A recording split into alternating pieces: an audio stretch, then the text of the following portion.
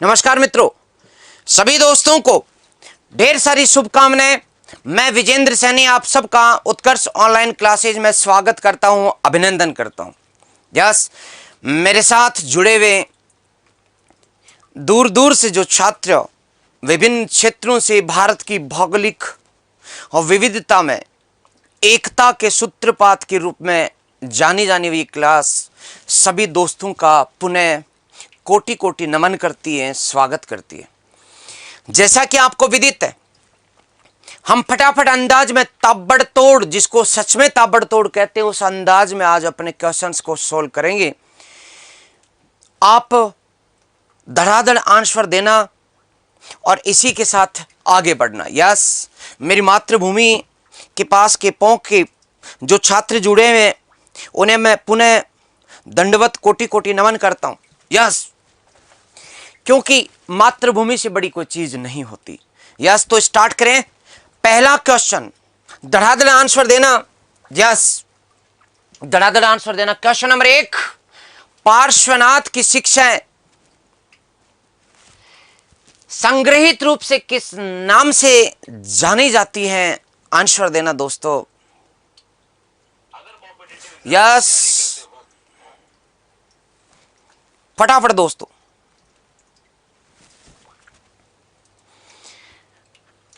मेरे सारे देश के कोने कोने से, मेरे झारखंड से जुड़े हुए साथी, बिहार से जुड़े हुए, रायबरेली से जुड़े हुए, मैं देख पा रहा हूं सभी दोस्तों को, बाड़मेर की धरा से, बांसवाड़ा की धरा से, और यहां तक कि जो तेलंगाना से भी मेरे दोस्त जुड़े हुए हैं।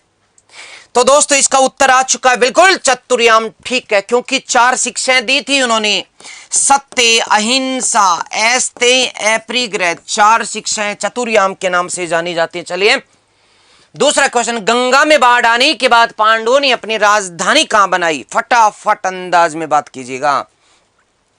आज पता लग जाएगा बहुत सारे विद्यार्थियों को कि जो बाद में जुड़े हैं कि उन्हें पुराने वीडियोस देखे बगैर उनका काम नहीं चलेगा। चाहे वो भले ही रीट की तैयारी करें, पटवारी की करें, ग्राम सेवक की करें, एनटीपीसी की करें, रेलवे ग्रुप डी की करें, या फिर एसएससी की करें, या फिर आईएएस की।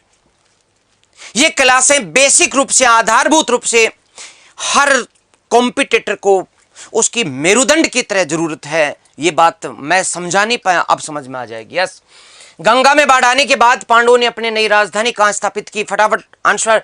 ओके, यस, तो जिन दोस्तों ने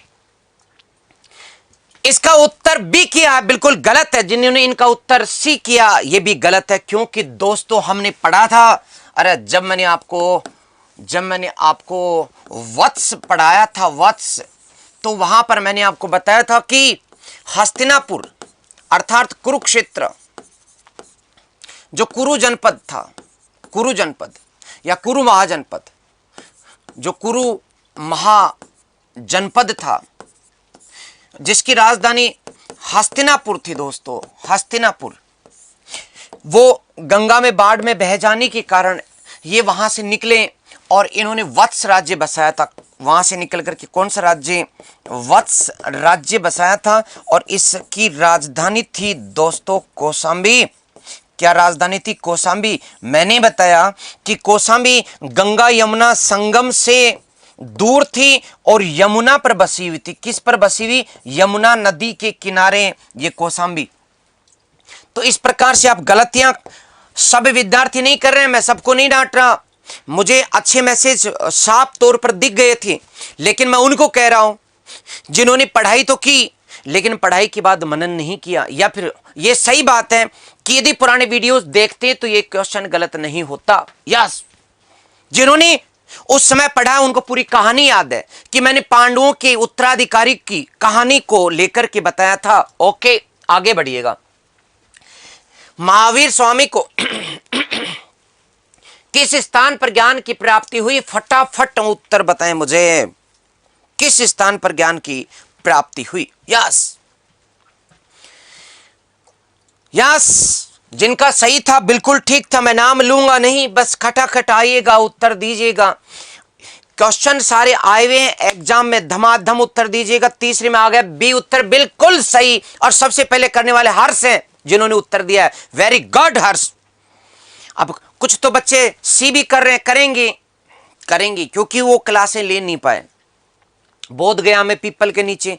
वो भूल जाते हैं कि मैं गौतम बुद्ध नहीं पूछ रहा, वो भूल जाते हैं कि गौतम बुद्ध नहीं पूछ रहा, ये बोध गया करने वालों, ये गौतम बुद्ध की बात है, ये क्वेश्चन महावीर स्वामी का है। आप किसका जो धड़ है वो काट करके किसके सिर पर रख रहे हो? आप समझो तो सही। अहमद की टोपी मोहम्मद पर, मोहम्मद की टोपी अहमद पर लगाने से सही नहीं बनेगा, समझ रहे हो ना? यस। चौथा क्वेश्चन, जैन धर्म कल्प सूत्र के संबंध में असत्य कथन है। थोड़ा दिमाग लगा दीजिएगा, मैंने जो बताया तो उसी के अनुरूप। यहां मैंने आपको इशारा किया था कि कल्प सूत्र जो है, कल्प सूत्र, ये पहले तो आपकी तरफ से उत्तर आ जाना चाहिए। मैंने बताया था कि ये भद्रबाहु के द्वारा लिखित था। जो भद्रबाहु जो दक्षिण में गया था अकाल पड़ने के कारण, अकाल के समय जो चंद्रगुप्त मौर्य के साथ दक्षिण में गया था, और इसी ने कल्प सूत्र की रचना दक्षिण की भाषा संस्कृत में की थी। किसमें की थी? संस्कृत में। इसलिए इस एक कल्प सूत्र जो कि एक अपवाद है भाषाई तौर पर, बाकी सारे के सारे जो जैन साहित्य हैं वो मैंने बताया था कि अर्धमागधी जो भाषा है उसके अंदर लिखे गए। इस एक अपवाद को छोड़ करके अपनी बात हुई थी कि नहीं हुई थी? बात हुई थी, यस। तो सुनिएगा और समझिएगा। यह संस्कृत भाषा में लिखा गया, बिल्कुल सही है। भद्रबाहु के द्वारा रचित है, बिल्कुल सही है। क्या ये वल्लभी की जैन महासम्मेलन से संबंधित है? नहीं। वल्लभी का महासम्मेलन 513 ईस्वी से लेकर के 526 ईस्वी में होता है दोस्तों, जबकि भद्रबाहु जो था वो तो 322 ईस्वी पूर्व के करीब था। यानी इन दोनों घटनाओं में लगभग भी माने दोस्तों तो 800 या 850 वर्ष का अंतर है। इसलिए इसकी प्रेत आत्मा भी उठ करके नहीं आ सकती। इसलिए इसका उत्तर क्या होगा दोस्तों? सही उत्तर क्या है? सही उत्तर है वल्लभी जैन महासम्मेलन से संबंधित है। ये इसका असत्य कथन है। क्या पूछ रहा है? असत्य पूछ रहा है दोस्तों। इसलिए ठीक, ये दिगंबर संप्रदाय के लिए अनुकरणीय, ये बात सही है। ये भद्रबाहु द्वारा रचित, ये बात भी सही है। ये संस्कृत भाषा में लिखा गया, एक अपवाद। ओके, एक अपवाद, शाबाश। तो बाकी सब सही है, ये एक गलत, इसलिए असत्य पूछा जा रहा है, इसलिए ठीक। ओके, अगला धड़ाक धड़ चलिए।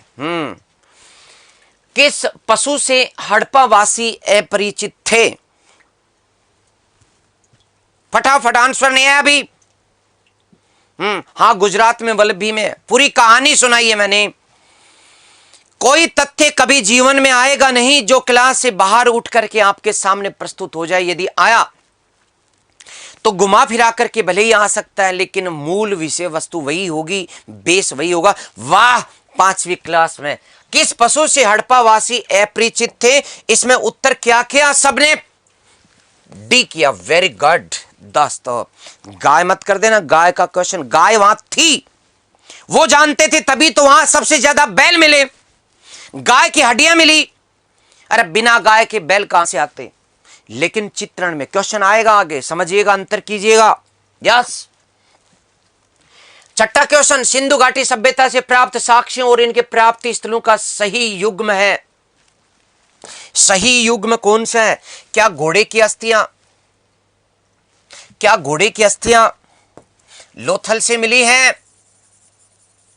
क्या घोड़े की अस्थियां लोथल से मिली? क्या लोथल से मिली? क्या कृत्रिम जलाशय सुरकोटड़ा से मिला? क्या और बंदरगाह धोलावीरा से मिला? क्या नहीं मिला तो कोई बात नहीं, सुमेलित कर दो किधर कौन कौन सी जगह क्या क्या मिला।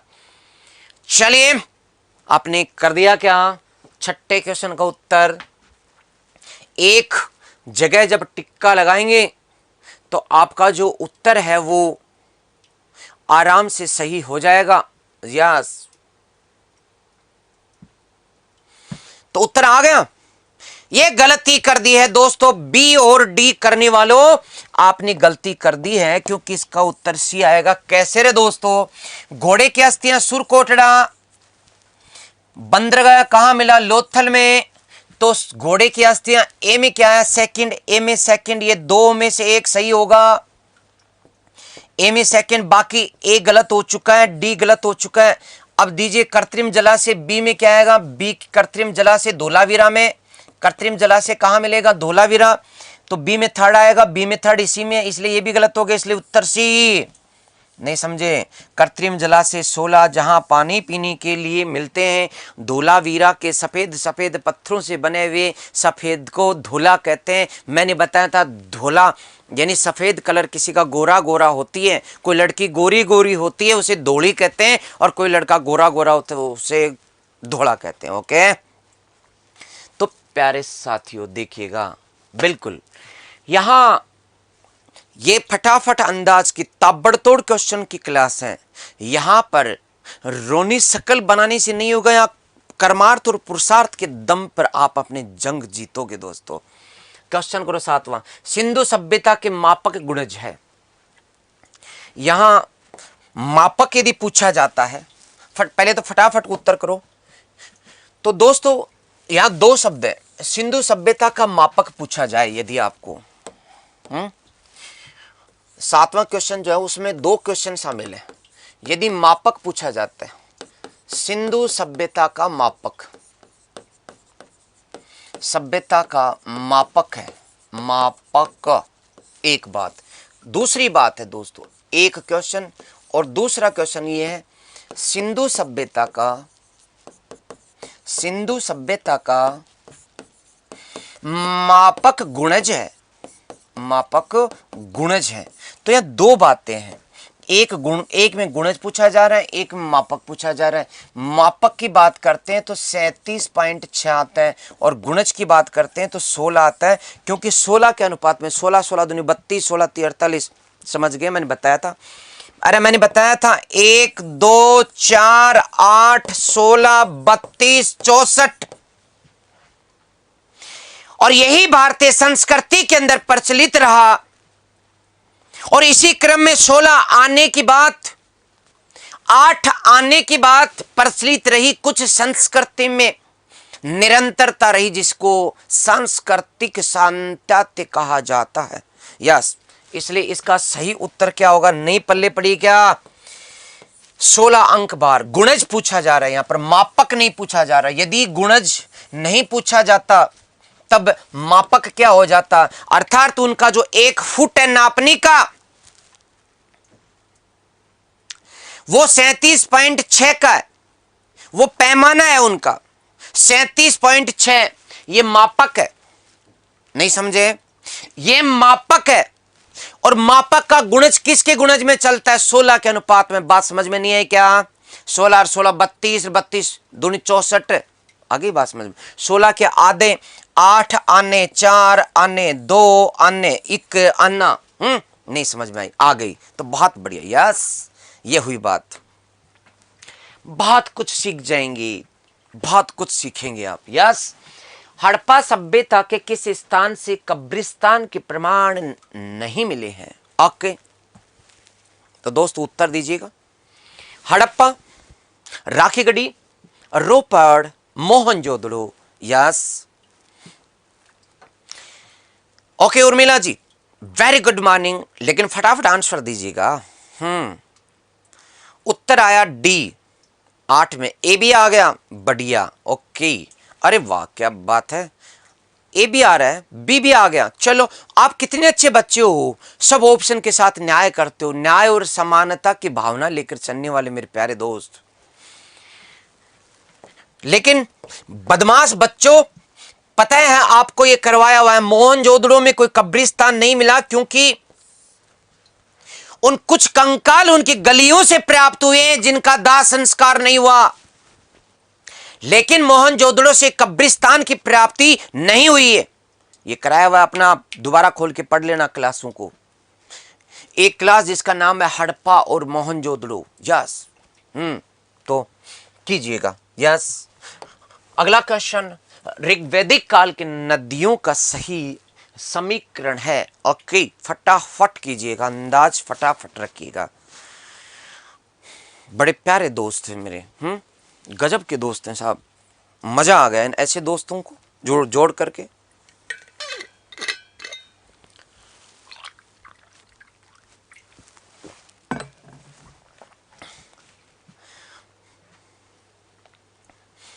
गलत हो गया तो भाई क्या करें। आप कह रहे हो सर गलत हो गया है, तो गलत होगा क्योंकि पढ़ाई नहीं किया आपने। जब मैंने कह दिया था कि 100 क्वेश्चन दमादम अंदाज में पूछूंगा, हर मिनट के साथ एक क्वेश्चन करेंगे हम, आज नहीं तो अगली क्लास में पूरा करेंगे हम, लेकिन 100 क्वेश्चन का टेस्ट पेपर मैंने आपके लिए बनाया है। यस, और सारे क्वेश्चन यहां पर भी आए हुए क्वेश्चन, पूछे गए क्वेश्चन, एक भी मैंने मेरी तरफ से रचना नहीं की किसी क्वेश्चन की। तो दोस्तों, ऋग्वेदिक कालीन नदियों का सही समीकरण ये नहीं है क्वेश्चन, सॉरी दोस्तों, सही समीकरण नहीं है या नहीं है। ओके, तो कौन सा सही समीकरण नहीं है, दोबारा बताओ मुझे उत्तर। सही समीकरण नहीं है नवा, ऋग्वेदिक कालीन नदियों का सही समीकरण नहीं है। यस यस दोस्तों, कोई बड़ी बात नहीं, नहीं तो है, नहीं की क्या बात, नहीं तो हर कहीं है, और हर कहीं जो नहीं है। यस, तो उत्तर क्या हो जाएगा, सतलज को। देखो, वितस्ता झेलम का नाम है, ऋग्वेद में अस्कनी चिनाब को कहा गया, ऋग्वेद में विपाशा व्यास को कहा गया, लेकिन ऋग्वेद में सतुद्री कहा गया, किसको, सरस्वती को या सतलज को। तो दोस्तों समझिएगा, सतुद्री नाम किसका है ऋग्वेद में, सतलज का, ठीक है, और सरस्वती का नाम सरस्वती ही है, क्योंकि सरस्वती उस जमाने में बहा करती थी, आज सरस्वती है ही नहीं, इसलिए पुराना नाम ही चल रहा है, इसका नाम बदला नहीं। यहां पर सही सुमेलित सतलज नहीं है, क्योंकि सतलज नदी का नाम सतुद्री मिलता है दोस्तों, इसलिए डी ऑप्शन यहां जो है उत्तर आ जाएगा। बिल्कुल, चलिएगा आगे बढ़िएगा, नहीं बढ़िएगा तो ये बढ़िएगा। यस, देखिएगा और बात कीजिएगा। वैदिक साहित्य में सम्मिलित है दोस्तों, वेद, ब्राह्मण, आरण्यक, उपनिषद, रामायण, पुराण, गीता, महाभारत, ऋग्वेद, गीता, पुराण, रामायण, यजुर्वेद। ओके, फटाफट बताएं कि क्या क्या शामिल है। ओके,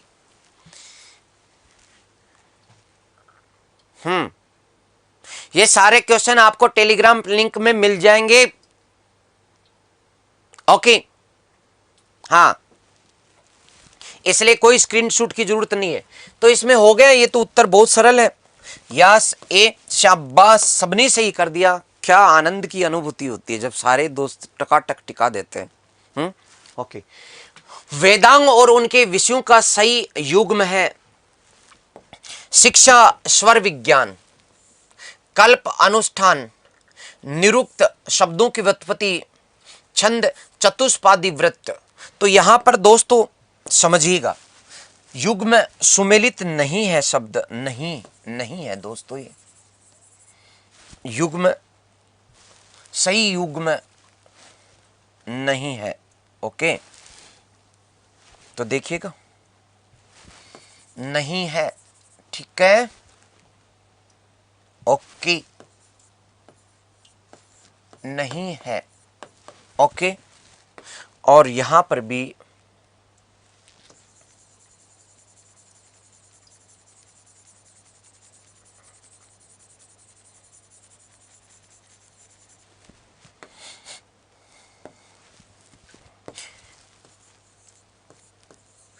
ईश्वरीय ज्ञान।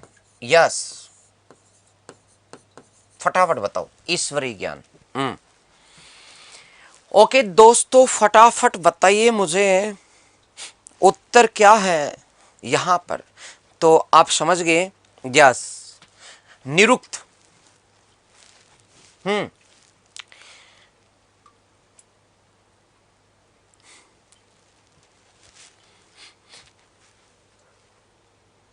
यहां पर आपने जो किया, अब आपको समझ में आ गया कि बाकी सुमेलित है और ये सुमेलित नहीं है। ओके, सुमेलित क्रम में आ गया। चलिए प्यारे दोस्तों, अगला क्वेश्चन कीजिए, किस ग्रंथ में यज्ञवेदियों के निर्माण का विवरण है? कोई बात नहीं ऋग्वेद, कोई बात नहीं सामवेद, कोई बात नहीं सूल्व सूत्र, कोई बात नहीं गीता। तो किस ग्रंथ में, यहां पूछा क्या गया है, ग्रंथ पूछा गया है, उसमें यज्ञवेदियों के निर्माण का विवरण दिया गया। ओके दोस्तों, फटाफट करें। हाँ जी, पटवारी की फॉर्म, यस। अब तो परीक्षा की बात कीजिएगा, परीक्षा की तैयारी कर लीजिए पटवारियों, यस। उत्तर आ गया, तो उत्तर क्या, बी क्यों किया है? अच्छा, ए भी कर दिया, अरे वाह दोस्तों वाह। किस ग्रंथ में यज्ञवेदियों का निर्माण की बात है? अरे बावड़े बच्चों, अपनी बात की है सूल्व सूत्र की, कि सूल्व सूत्र में, सूल्व का अर्थ होता है, सूल्व का अर्थ होता है नापने की डोरी। क्या होता है? नापने की डोरी। ओके दोस्तों, और किसको नापने की डोरी? यज्ञ को नापने की डोरी, यज्ञवेदी को नापने की डोरी। तो यज्ञवेदी को नापने की डोरी जो है वो सूल्व कहलाती, और इसी से सही आकार में जो यज्ञवेदी बनाई जाती थी उसे नाप जोख करके प्रॉपर बनाया जाता था। दोस्तों आप नहीं समझ पा रहे हैं क्या?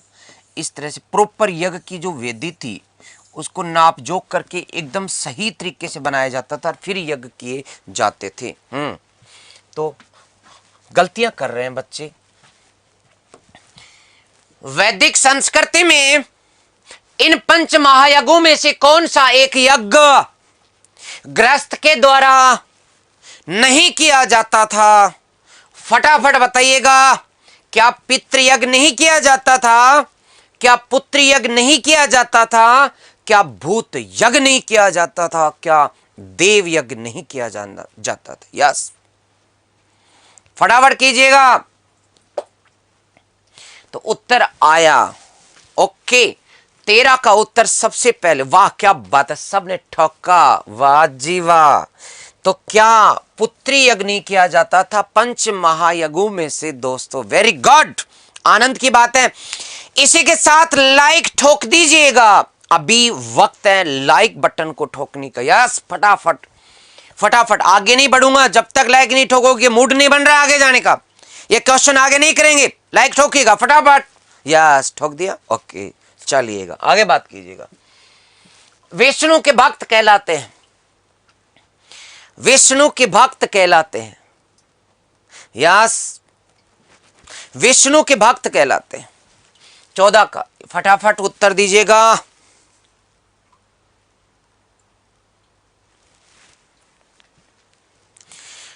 यस दोस्तों, उत्तर दीजिएगा। विष्णु के भक्त कहलाते हैं नयनार, पाशुपात, अलवार और लिंगायत। उत्तर आया 14 में सी, बिल्कुल ठीक किया।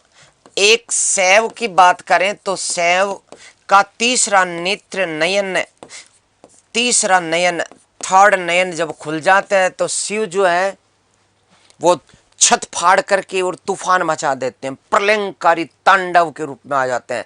तीसरा नेत्र खुल चुका है शिव का, अब तांडव होगा, तांडव। तो शिव का नयन, इसलिए शैव भक्त कहलाते हैं नयनार। क्या कहलाते हैं रे दोस्तों? नयनार। और जो विष्णु के भक्त हैं वो कहलाते हैं अलवार। विष्णु वैसे भी दोस्तों ब्रिज प्रदेश का निवासी, क्योंकि कृष्ण जी का अवतार ब्रिज में, और यहीं पर अलवर। यस, लेकिन टेलीग्राम जो चैनल है मेरे दोस्तों वो विजेंद्र सैनी के नाम से ही है, फेसबुक भी है, और मैंने 2-4 दिन पहले बताया था आपको और भी सूत्र हैं। यस, तो आप पूछ सकते हैं। यस, मैं टेलीग्राम चैनल में बिल्कुल बिल्कुल बिल्कुल दोस्तों। Okay, yes, Vijender Saini. Yes, चलिए आपने कर दिया, आगे बढ़िए। रावी नदी का प्राचीन नाम था, रावी नदी का प्राचीन नाम, रावी नदी का प्राचीन नाम, फटाफट। सोचते रहे। अरे सोचते क्या हो, शिव के भक्त नैनार कहलाते हैं। तीसरा नेत्र खुलवा दूं क्या शिव का भी? तांडव होगा, प्रलय होगी, मत खुलवाओ। हे शिव भगवान, आपका तीसरा नेत्र बंद रखो। नयन, नेत्र, नयन, नयनार, और शिव नयनार वाले और अलवार वाले कृष्ण भक्त, ब्रिज प्रदेश, विष्णु के अवतार। समझ में नहीं आ रहा क्या है? आगे बढ़ो। रावी नदी का प्राचीन नाम क्या है? रावी नदी का प्राचीन नाम जो है वो सुवास्तु है, वो कुंभा है, वो परुषणी है, वो द्रैस्वती है। उत्तर आ गया, वाह, बिल्कुल ठीक, अर्थात सी, यस। चलिएगा आगे बढ़िएगा। भारत में एकता में अनेकता और अनेकता में एकता, ये कथन किनका है? फटाफट उत्तर दीजिए दोस्तों। 16वें का देखिएगा, कुछ क्वेश्चन तो ऐसे डाले हैं मैंने आपके लिए कि आपको भी आनंद आ जाएगा दोस्तों, क्योंकि कुछ अलग है जो पहले से पूछा गया। जैसे आप सारे विद्यार्थी भारत के भिन्न भिन्न भौगोलिक प्रदेशों से हैं, झारखंड से हैं, बिहार से हैं, राजस्थान से हैं, हरियाणा से, उत्तर प्रदेश से, तेलंगाना से। उत्तर आया नहीं अभी तक? अच्छा ओके। अरे भाई 16वें का बताइएगा। 16 में सी आ रहा है, ए भी आ रहा है, बी भी आ रहा है। गजब कर दिया, 16 में गजब कर दिया। अच्छा रानी राजपूत, वेरी गुड बेटा, वेरी गुड। कुछ हैं बच्चे ऐसे जिनकी तैयारी का लेवल जिन्होंने पढ़ रखा, very good. Vincent Adam Smith ने, पूरा नाम बोल रहा हूं मैं आपको, विंसेंट एडम स्मिथ, जिन्होंने कहा था कि हिंदुस्तान के लोग भले ही एक दूसरे से भाषाई संपर्क नहीं कर पाते, यहां भौगोलिक प्रदेश अलग अलग है, कहीं दूर दूर तक ठाटे मारते हुए थार का मरुस्थल जहां पानी की बूंद नहीं, और कहीं पर इतना जल प्लावन की वहां पर वर्षों तक पानी सूखता नहीं, दलदल की भूमि बनी हुई है, उनके बीच लोग रहते हैं। गहरी भौगोलिक विभिन्नता, एक तरफ जहां तापमान हमेशा 12 महीने माइनस में रहता है, एक तरफ वो क्षेत्र जहां तापमान 50 डिग्री से ऊपर चला जाता है। गहरी भौगोलिक विभिन्नता इस संसार में कहीं देखने को मिलती है तो वो भारत में। लेकिन इतना सब होते हुए भी भारत में एकता, भारत में एकता में अनेकता और अनेकता में एकता, यानी सब कुछ विविधता है लेकिन फिर भी एकता है, और एक होकर के भी अनेक रूप से ये अपना जीवन बसर कर लेते हैं। तो उत्तर क्या होगा? Vincent Smith. ओके दोस्तों, तो समझिएगा चीजों को। किस हड़प्पाकालीन इमारत को सर जॉन मार्शल ने विश्व का अद्भुत निर्माण कहा? वृत्त, स्नानागार, अन्नागार, सभा भवन और दुर्ग महल। फटाफट कीजिएगा यस। उत्तर में क्यों भाई भेदभाव क्यों रहे?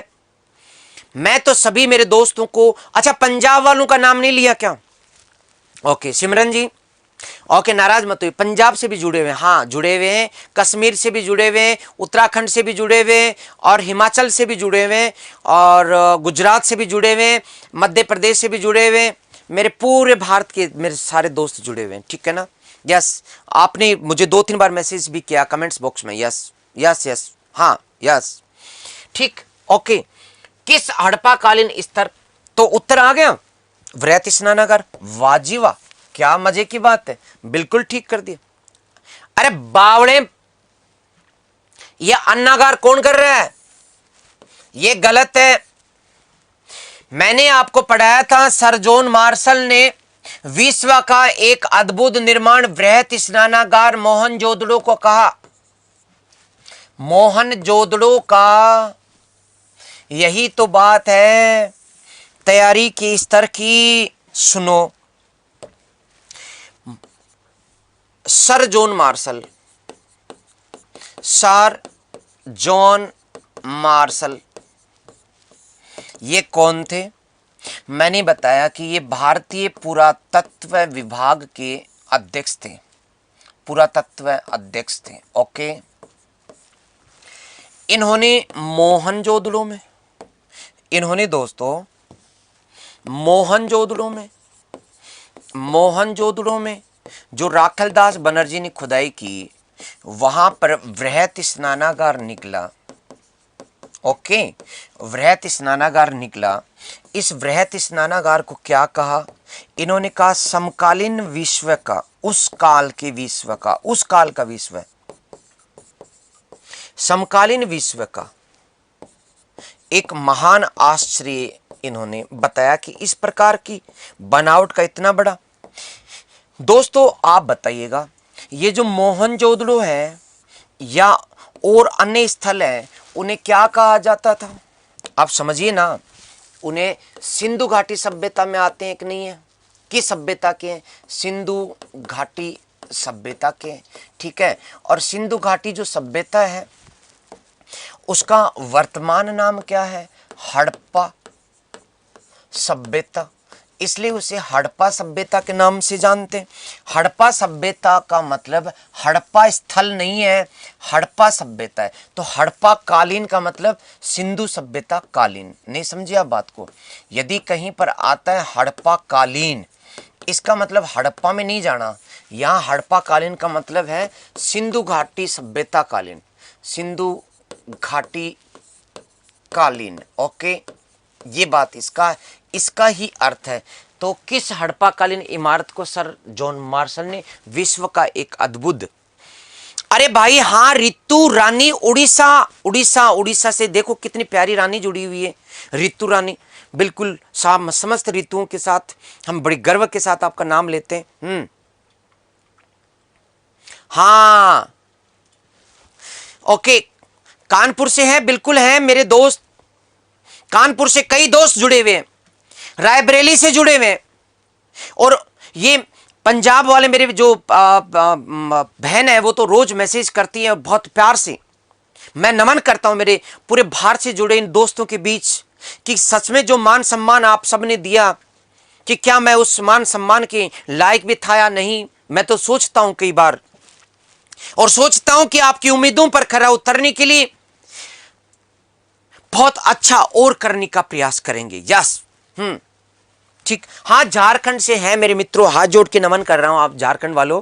मैंने नाम लिया ना, छत्तीसगढ़ वालों का भी लिया। यस, अब नाराज काहे को लेते हो? अरे राजस्थान तो अपना वो है, कोई नाम क्या लूंगा। यस, और आप फिर तो जयपुर वाले कह देंगे जो मेरे बगल में बैठे हैं। हाँ, बनारस वालों नमस्कार। यस, चलिए, तो ये बात समझ में आ गई। अगला ले लो। यस, हड़प्पा संस्कृति या सिंधु घाटी सभ्यता के अभिलेख मुख्यतः किस वस्तु पर बने मिले? दिमाग से बताओ।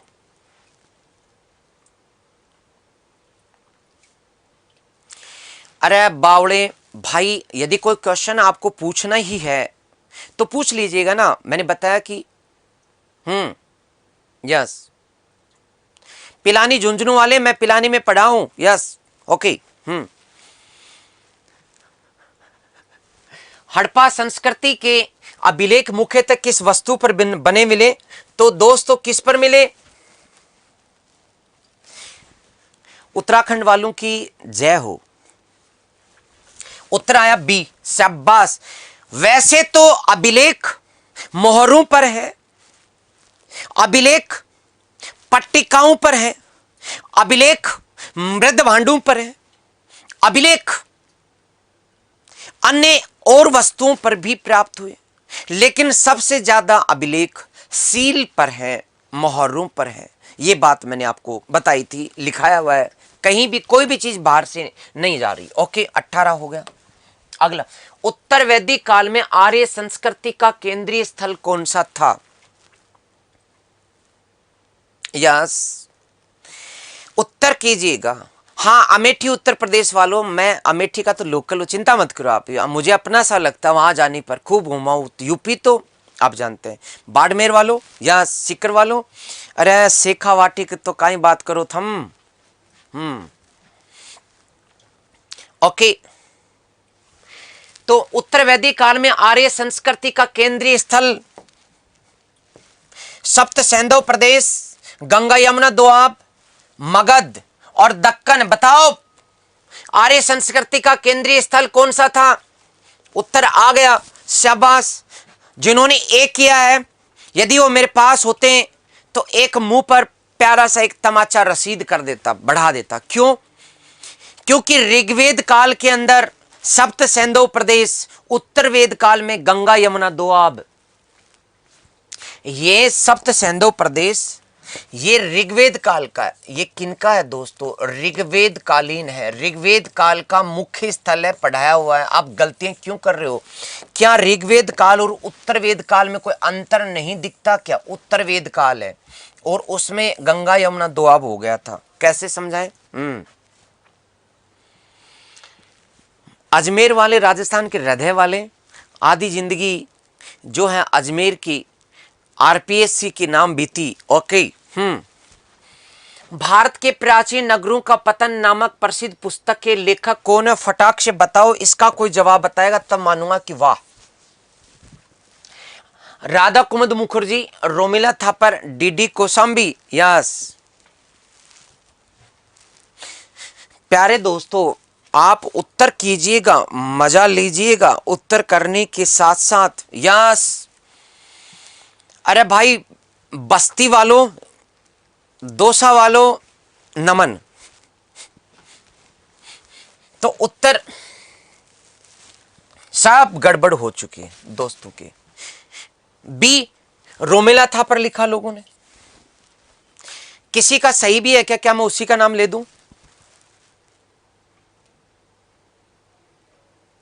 पता नहीं है। शाबाश बेटा। ओके, सबने बी किया, एक ने बी किया था। पता है भेड़ चाल किसे कहते हैं?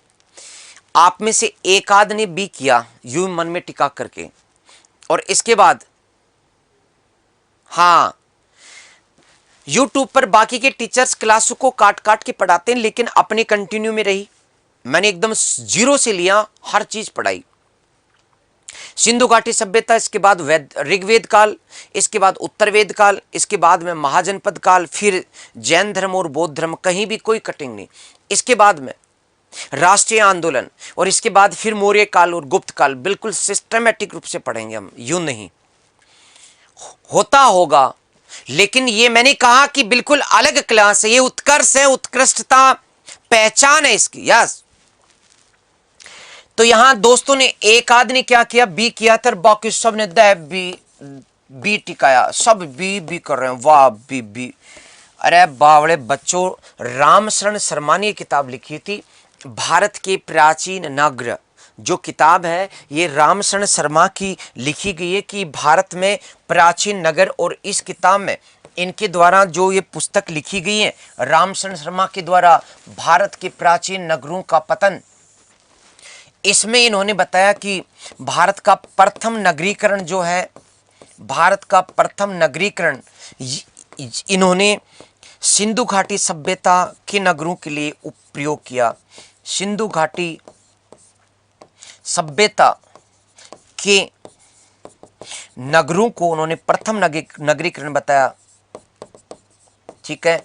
और दोस्तों, सेकंड जो नगरीकरण है भारत का, भारत में सेकंड नगरीकरण जो है वो इन्होंने बौद्ध काल को बताया।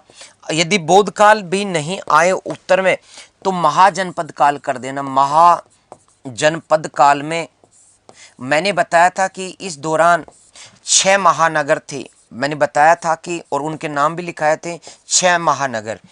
तो सेकंड नगरीकरण पूछ लें तो 6ठी शताब्दी ईसा पूर्व में, 600 ईसा पूर्व में, बीसी के अंदर प्रारंभ होता है भारत में सेकंड नगरीकरण, बौद्ध काल में या महाजनपद काल में। ठीक है। तो प्यारे दोस्तों चलिएगा। ओके, उत्तर आया रामशरण शर्मा।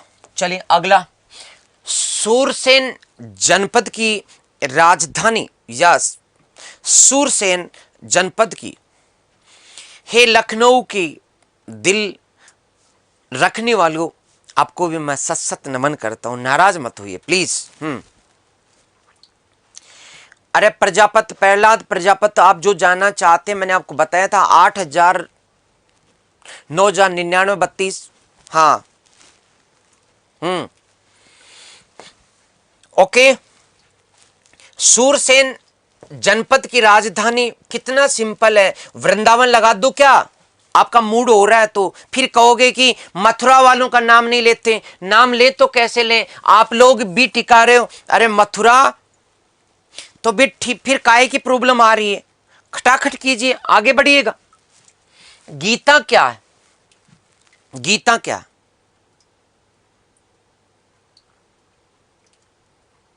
हाँ, आप सोमवार को, यस दोस्त, सोमवार को आप मिल सकते हैं मेरे से जयपुर सेंटर पर। यदि कोई आरएस के लिए, किसी के लिए भी आपको कुछ किताबें या कुछ मार्गदर्शन चाहिए तो बिल्कुल ओके। नैनीताल से मेरे दोस्त जो जुड़े हुए, मैं उन्हें नमन कर चुका हूं। यस, चलिए, गीता का उत्तर आ गया कि क्या ये वेद है, स्वतंत्र महाकाव्य, रामायण का भाग या महाभारत का भाग? तो उत्तर दे दिया। भी क्यों दिया? वाह, वेद बता रहे हैं और आईडी बना रखी है लर्निंग एक्चुअल जीएस, और कह रहे हैं कि वेद है। अरे भाई, कौन सा वेद है? मैंने तो आज तक 4 ही वेद पढ़े थे और आपको भी 4 ही पढ़ाए थे। क्या ऋग्वेद में शामिल है? क्या ये यजुर्वेद में शामिल है? क्या ये यजुर्वेद में शामिल है? क्या ये सामवेद में शामिल है? क्या ये अथर्ववेद में शामिल है? अथर्ववेद में शामिल है क्या? नहीं है। तो वेद तो 4 ही। अब कोई इसको 5वां वेद कह देता है, उसकी बात थोड़ी करनी है। अपने को बात करनी है कि ये वेद जो 4 हैं वो 4 ही रहेंगे। गांधी जी का 5वां पुत्र कहने से कोई तो वास्तव में बन थोड़ी नहीं जाएगा, जन्म थोड़ी ले लेगा, ठीक है ना? तो वेद हो नहीं सकता। फिर स्वतंत्र महाकाव्य है नहीं, क्योंकि हमने आज तक नहीं पढ़ा कि भाई स्वतंत्र महाकाव्य गीता, इसमें कोई कहानी ही नहीं है। ठीक, क्या है गीता में? आपने पढ़ा कि गीता श्री कृष्ण के द्वारा दिया गया अर्जुन को जो ज्ञान है। जब अर्जुन ने कहा कि मैं अपने सगे संबंधियों को देख करके मैं युद्ध नहीं करूंगा, तब श्री कृष्ण ने बताया कि कौन युद्ध कर रहा है और कौन युद्ध करा रहा है।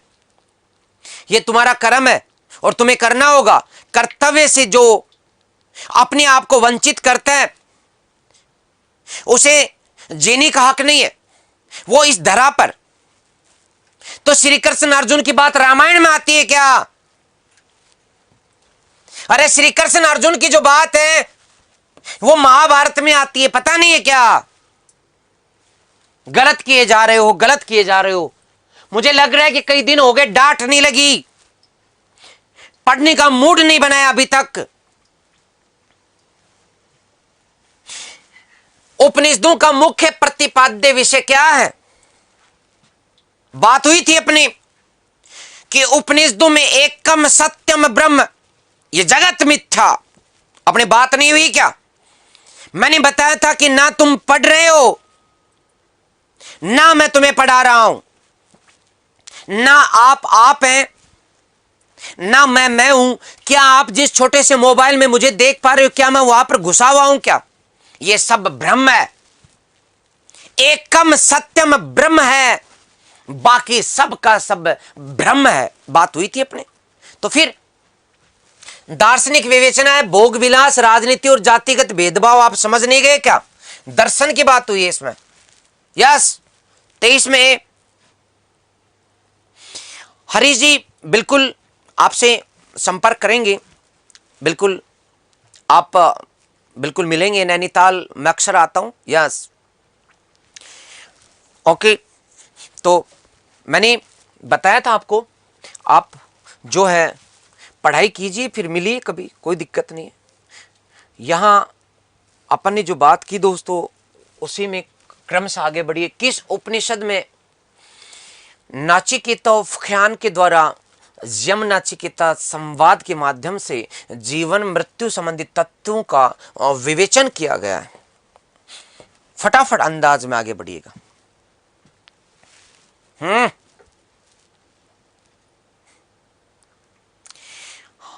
मैं डीगवाल साहब आपको बताना चाहूंगा कि मेरा गोत्र डीगवाल है और हम लोग बिल्कुल सम्मान से, जो राजस्थानी हिला ख्याल है उसे पहचानते हैं, उसमें बहुत रुचि है। ये राजस्थानी संस्कृति, इसका सम्मान करते हैं, बिल्कुल। हाँ, यस, तो उत्तर कीजिएगा। ये जो दोस्त डी लगा रहे हैं, किस खुशी में लगा रहे हैं? अरे बात हुई अपने कठोपनिषद की, जिसमें मैंने बताया कि यम और नाचिकेता के बीच जो संवाद है, जो यहां लिखा हुआ है, और नाचिकेता जो कि एक शिष्य, नहीं समझ रहे हो, पूरी कहानी सुनाई थी मैंने, किस प्रकार से भिड़ा हुआ है अपने ज्ञान के दम पर, और जिसमें होता है हुनर। गौरव सर सही कहते हैं कि शिक्षा वास्तव में वो शेरनी का दूध है जो जितना पीता है उतना दहाड़ता है, समझ रहे? शिक्षा जिसमें होती है, सब्जेक्ट का कमांड जिसमें होती है, वो दहाड़ता है। और यम को देख लीजिएगा, ज्ञान था इसमें। चलिए आगे बढ़ी। वृद्धारण्यक उपनिषद में जनक की सभा में याज्ञवल्क्य से दार्शनिक संवाद करते हुए किस महिला का वर्णन हुआ? बताइएगा फटाफट, अंदाज में उत्तर बताइएगा। आज हम सिर्फ क्वेश्चन करेंगे दोस्तों। आज आप पढ़ने की यदि कोई उम्मीद करके बैठा है तो वो बिल्कुल ये उम्मीद ना रखे। यस, मैंने कहा आज हम 100 क्वेश्चन करेंगे और सिर्फ क्वेश्चन ही करेंगे। ये टेस्ट पेपर है, मूल्यांकन कर लेना अपना अपना कि कितने सही के कितनी गलत के, लिखते जाओ जितने गलत हो रहे हैं साइड में। आपका मूल्यांकन आपके हाथ, ईमानदारी से करना। यस, तो यहां पर उत्तर आ चुका है दोस्तों, विदुषी गार्गी। शाबाश, ये हुई बात। ओके, यस, चलिए दोस्तों, कि सैंधव स्थल से सूती कपड़े के प्रमाण मिले। सूती कपड़े के प्रमाण मोहनजोदड़ो, कालीबंगा, वनावली और लोथल। हाँ बिल्कुल आप, हाँ बिल्कुल बिल्कुल अनुज जी, बिल्कुल मैंने पिछली 2 क्लास में आपकी जो समस्या है, आप जो बुक्स लिखना चाहते हैं, लिखवाना चाहते हैं, पूछ सकते हैं। मैंने इशारा किया है। यस, हाँ, समझदार को इशारा काफी। यस, आप अनुज जी मेरे भाई हैं छोटे, आपको मैं लिख के दे दूंगा, कोई दिक्कत नहीं। आप लेकिन बस अब एक बार हो गया मैसेज। ओके, कि सैंधव स्थल से सूती कपड़े के प्रमाण मिले। मोहनजोदड़ो, कालीबंगा, वनावली और लोथल। दिमाग से बताओ तो। हालांकि ऑप्शन में एक से अधिक उत्तर भी होते हैं, लेकिन ऑप्शन चारों सही है, उनमें सबसे सही कौन सा वो छांटना आपका काम है। छांटिए यहां पर। सूती कपड़े के साक्ष्य, फटाक से बताओ रे। कहानी में मैंने बताया था कि सूती कपड़ा मिला, कुछ लिपटा हुआ मिला, उसमें मिला। यस, शाबाश, ए उत्तर ठीक। अच्छा, डी और सी क्यों कर रहे हो?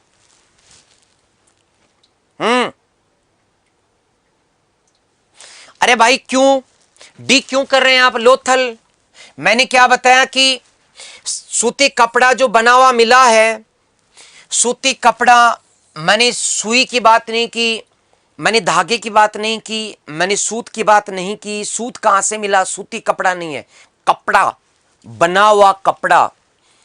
मोहनजोदड़ो खोल के देखना, एक मटके के अंदर जो बंद करके लपेट करके रखा गया था कपड़ा। तो इसलिए मोहनजोदड़ो सही तो कालीबंगा भी है, वनावली भी, लोथल भी है। इसलिए मैंने कहा था कि आजकल 3 गलत और 1 सही विकल्प नहीं आते, अब चारों सही है, और सही में से सबसे सही छांटना, यही परीक्षा है, यही इंटेलिजेंसी है।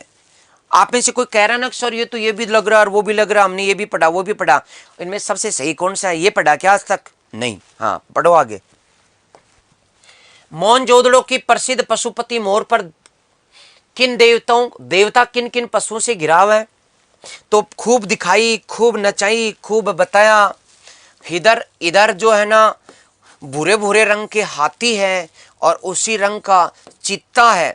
फिर इधर काले काले रंग के 2 जानवर हैं, नाम बताऊंगा नहीं, और बीच में जो है वो शिव जी हैं, या योग मुद्रा वाले। ठीक है, बात करेंगे। ऊपर त्रिशूल, यस उस्त्रा।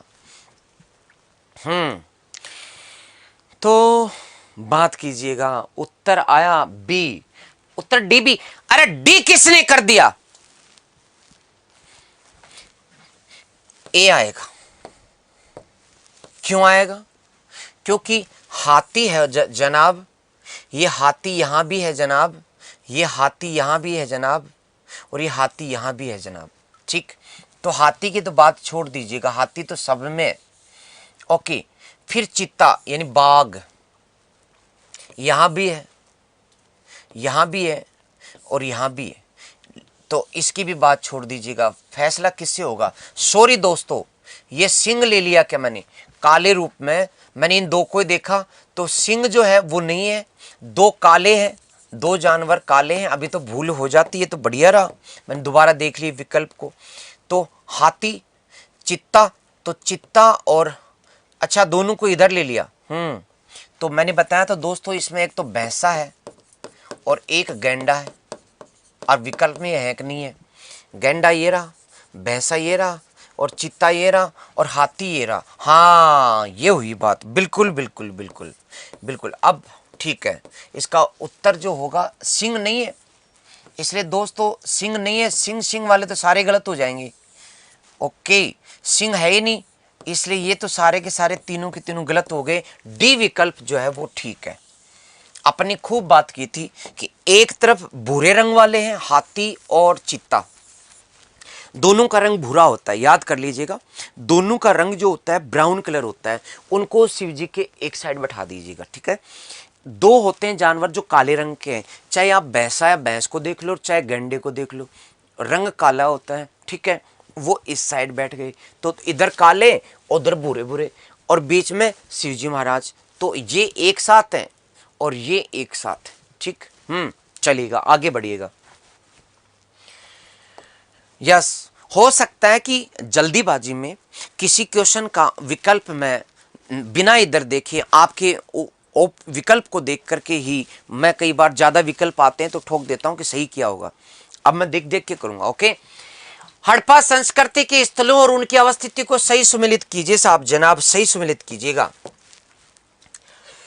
आलमगीरपुर, ओके, हाँ बिल्कुल डी सही है बेटा। ओके जोया।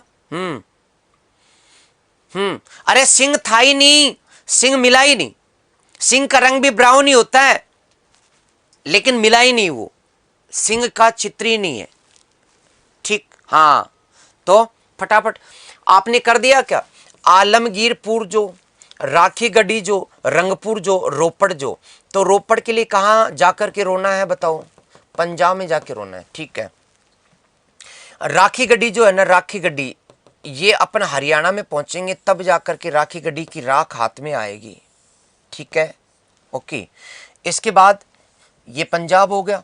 तो जो राखी गढ़ी है इधर ए बी सी और डी, तो बी जो राखी गढ़ी है उसमें क्या करना है? 3 करना है, 3। ओके, और जो रोपड़ है डी, डी के अंदर क्या करना है? 1 करना है।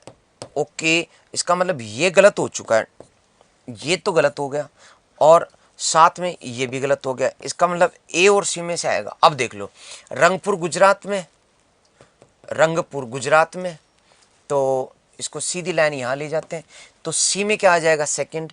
सी में सेकंड ए की जगह, इसलिए उत्तर क्या हो जाएगा दोस्तों? ए हो जाएगा। अब देखता हूँ किस किस ने किया ए। अरे वाह, क्या बात है, क्या बात है, बहुत बढ़िया, शाबाश, गजब। 29वां, सिंधु घाटी सभ्यता के लोग किस धातु से अपरिचित थे? तो कर दोगे? ये इसके बारे में सोचना मूर्खता है, फटाक से बताएंगे मुझे। यस, 29वां दोस्तों,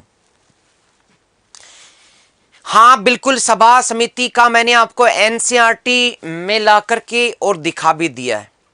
मेरी क्लास को देख लेना, एनसीईआरटी में जो सभा शब्द के साथ लिखा हुआ है महिलाएं, समिति शब्द के साथ लिखा हुआ महिलाएं, वो मैंने आपको बता दिया, ठीक है। सभा समिति दोनों में महिलाएं भाग लेती थी, ये मैंने आपको एनसीईआरटी में दिखाया, क्लास को खोल के पुनः देख लीजिएगा। ओके, और मैं पेज नंबर भी बता दूंगा आपको। यस, ठीक। तो उत्तर आ गया लोहा और टिन, बिल्कुल सही है। आगे बढ़िएगा। सिंधु घाटी सभ्यता के नगरों की सबसे महत्वपूर्ण विशेषता क्या थी, बताइएगा फटाफट। यस, 30 का फटाक से दोस्तों, 30 का।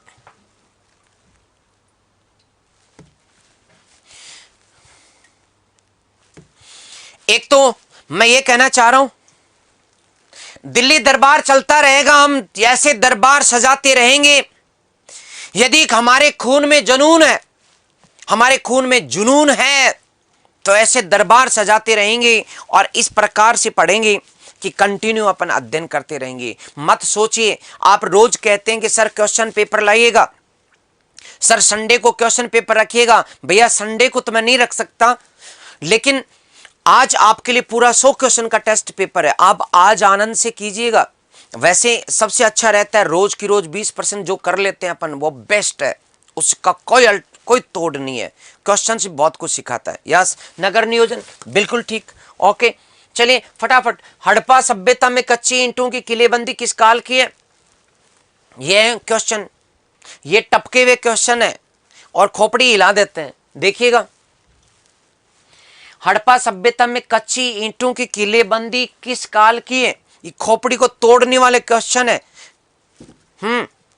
29 को दोबारा देखूं क्या?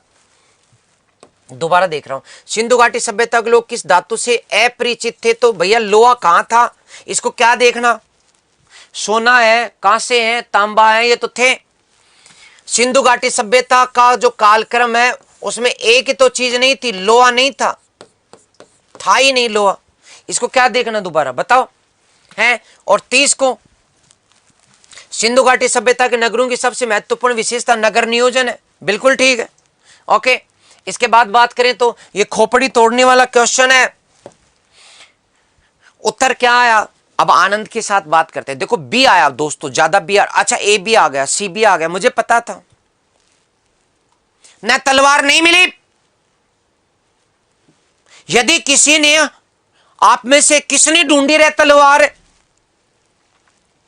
ए लो, अरे हड़प्पा सभ्यता से, सिंधु घाटी सभ्यता से कौन था वो जो उत्खनन करके तलवार ढूंढ लाया? ऐसे पागलपन की हरकतें कैसे करते हो?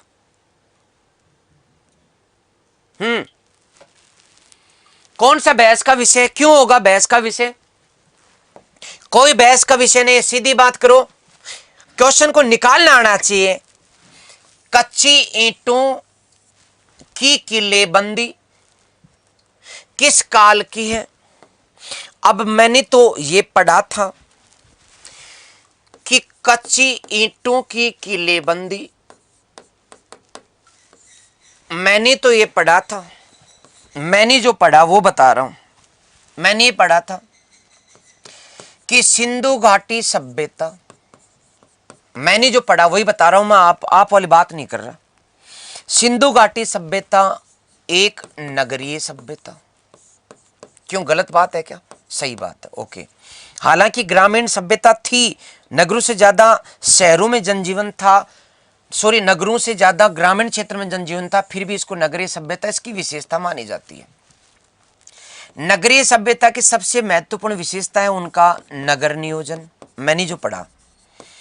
और इस नगर नियोजन के अंदर भी कई विशेषताएं पढ़ी मैंने तो, जैसे कि पक्की ईंटों के मकान, पक्की ईंटों की दीवार, पक्की ईंटों की किलेबंदी मैंने पढ़ी, ठीक है, आपने भी पढ़ी।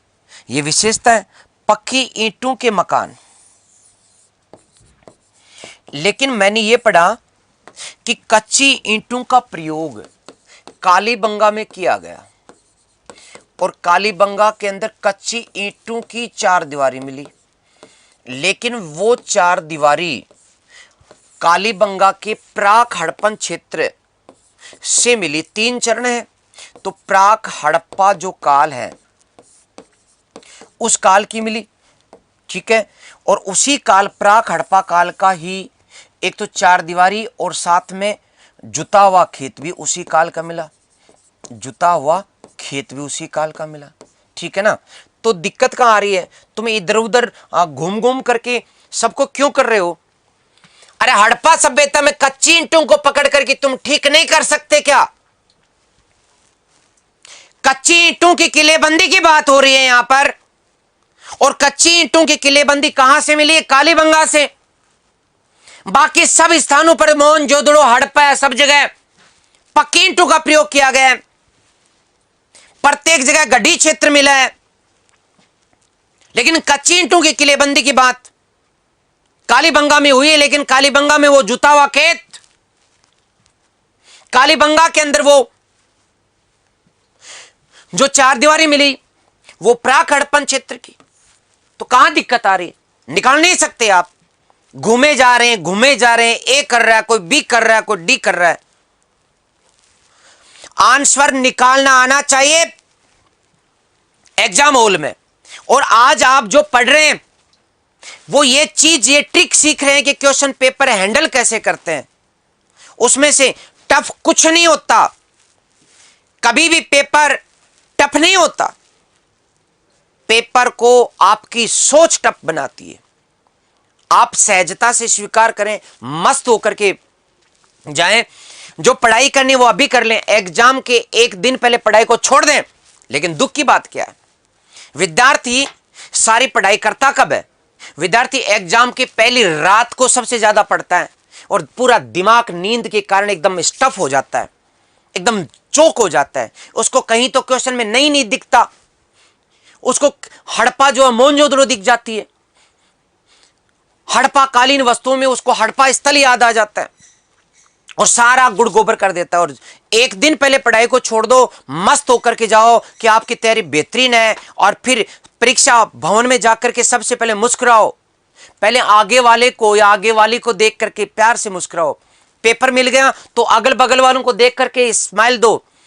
उन्होंने क्वेश्चन पढ़ा होगा, क्वेश्चन टफ आया होगा, उनके पसीने आ रहे होंगे, और आपको देख करके उनको लग रहा होगा कि यार इनकी क्या स्थिति है, पेपर टफ है क्या, देखें इधर भी देखता हूं।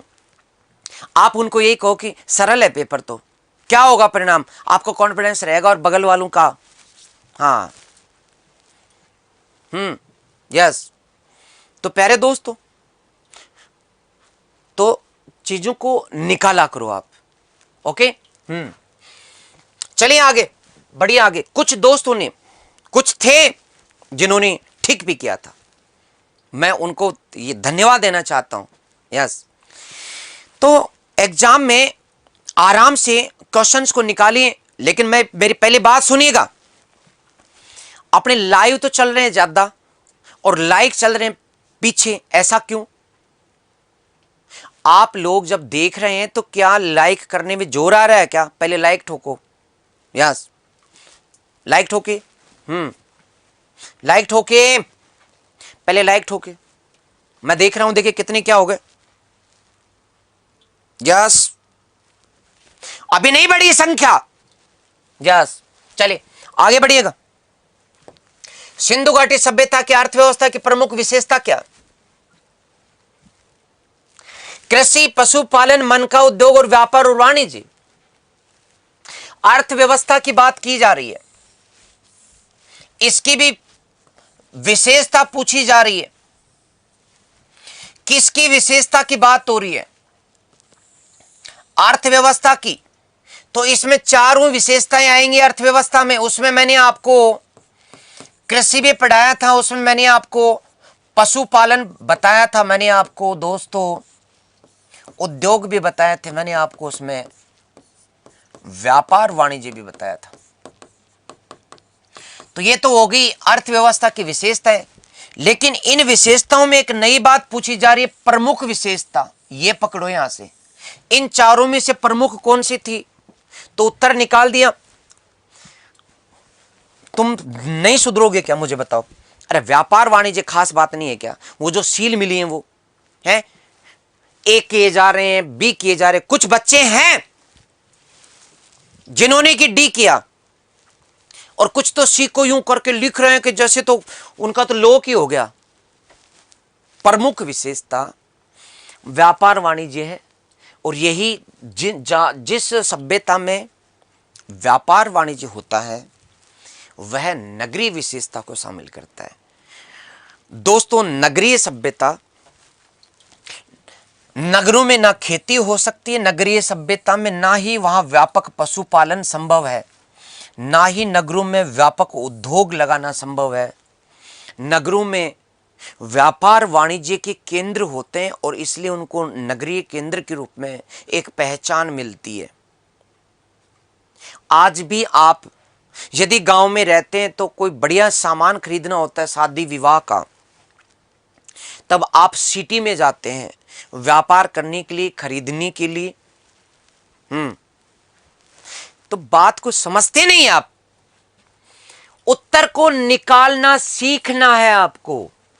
मैं क्या कह रहा हूं कि प्रमुख विशेषता पूछिए इसने, इसमें गलत एक भी नहीं है, लेकिन प्रमुख पूछ ली ना, विशेषताएं सारी है ना, प्रमुख पूछा है ना, तो उत्तर करने में जोर आ रहा है क्या? यस, आगे बढ़ो। ताम्र मूर्तियों की निधि, जिसे प्राय हड़प्पा संस्कृति के काल से संबंधित किया जाता है, किस स्थान से प्राप्त हुई है? यस, आए हुए क्वेश्चंस की भाषा है ये आपकी और मेरी भाषा नहीं है।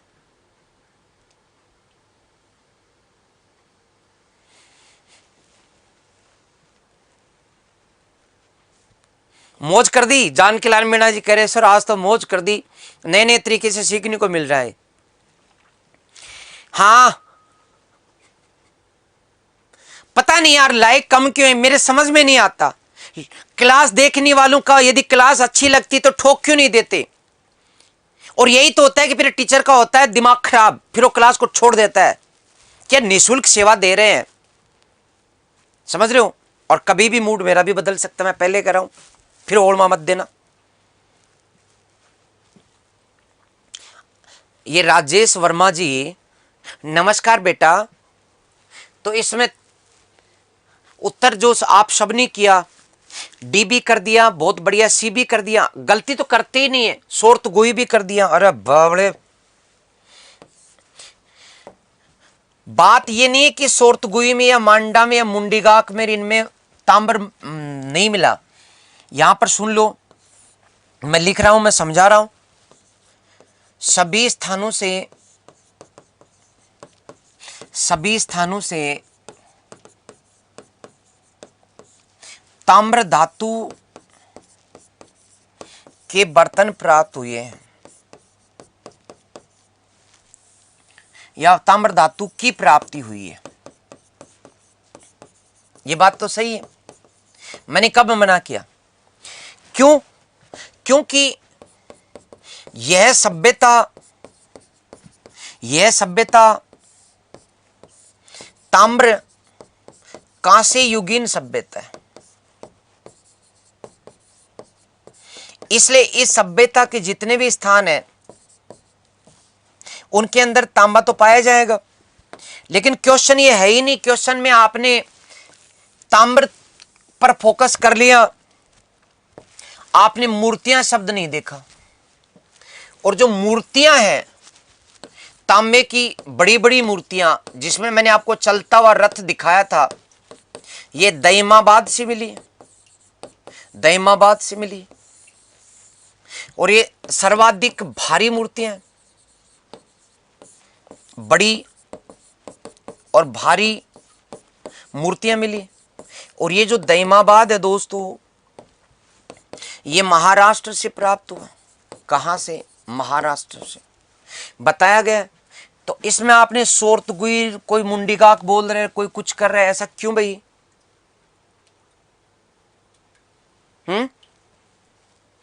बिल्कुल हनुमानगढ़ भी आएंगे, बिल्कुल दोस्तों, कभी आप बुलाना, तबियत से बिल्कुल घूमेंगे। ओके। अरे यदि आप लोग 2 बार लाइक करोगे ना तो वो पहले वाला लाइक भी हट जाएगा, इतनी लापरवाही मत करना। ठीक है गुरुजी, चोखो पढ़ाओ। यस, घर जानते नहीं हो, कहां से धरना दे दोगे? प्रहलाद प्रजापत कह रहे हैं कि सर आपने यूट्यूब पे पढ़ाना छोड़ दिया तो हम घर के आगे धरना दे देंगे, घर जानते नहीं हो। और ये तो मजबूरी है, एक दिन तो देखो आपको YouTube से मुझे जो है वो रिमूव तो होना ही है। तो क्वेश्चन हो गया। अब अगला कीजिए 34वां। सैंधव सभ्यता की ईंटों का अलंकरण किस स्थान से प्राप्त हुआ? अलंकरण है, सैंधव सभ्यता की ईंटों का अलंकरण किस स्थान से प्राप्त हुआ? तो उत्तर आप कर दोगे ना, कोई दिक्कत आएगी क्या? अरे वाह, अरे वाह, इसका मतलब कोई मेरे घर के पड़ोस से भी है क्या? उसने एड्रेस ही बता दिया। ओके, ठीक है मित्र, इसका मतलब देखा मुझे आते जाते कहीं आपने। ओके, चलिए उत्तर आ चुका है बिल्कुल, इसका सभी ने सही किया, कालीबंगा, शाबाश। अगला, चित्रित दूसर मर्दभांड किस काल के हैं? आइए मैदान में। मैंने बताया था लाल मर्दभांड की बात हुई, मैंने आपको गेरुए मर्दभांड की बात बताई,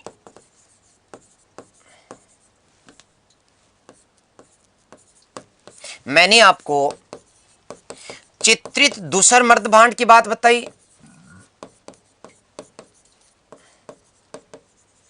मैंने आपको उत्तरी काली पॉलिस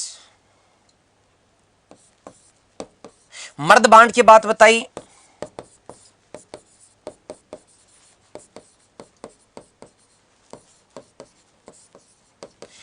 इनमें से कौन सा पूछा जा रहा है? चित्रित दूसर मर्दभांड। और इनका कालक्रम, यस यस दोस्त, हाँ 8000, अरे पढ़ाऊंगा बिल्कुल 90। तो इसमें क्या आएगा? चित्रित दूसर मर्दभांड किस काल के हैं? तो ऋग्वेदिक काल के, उत्तर वैदिक काल के, प्राग ऐतिहासिक काल के। आपने क्यों गलत किया मेरे दोस्तों, मुझे एक बात बताओ।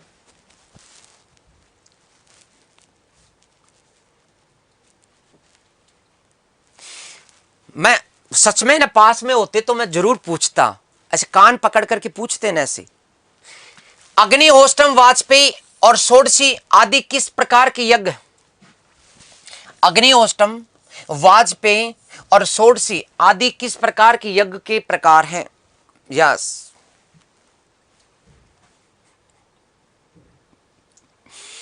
फटाक से चलो, 35वें का उत्तर दे रहे हो क्या?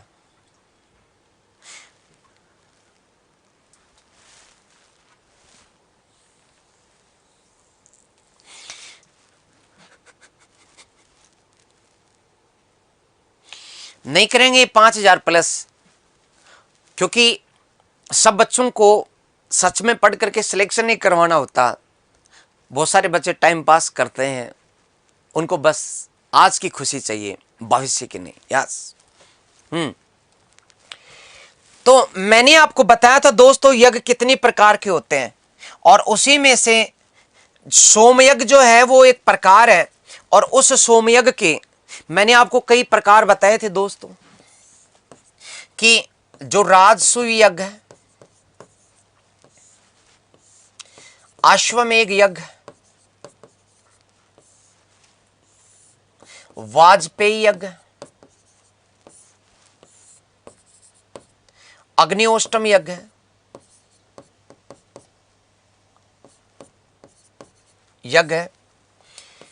षोडशी यज्ञ, इन सब के बारे में मैंने आपको बताया था। ये सोमयज्ञ के प्रकार है। मेरी क्लास देख लो यार आप। उत्तर वैदिक काल जब मैं पढ़ा रहा था तब तो कई ज्ञानी रायचंद राय देने आ जाते थे अपने को कि सर इतना क्यों पढ़ा रहे हो, हमें तो सरल सरल पढ़ा दो, बस 5% रटा दो, 100% रटा दो और वही एग्जाम में आ जाए। चलिए, अथर्ववेद में सभा और समिति को किस देवता की पुत्रियां कहा गया? ओके दोस्त, उत्तर, शाबाश प्रमोद जी, वेरी गुड।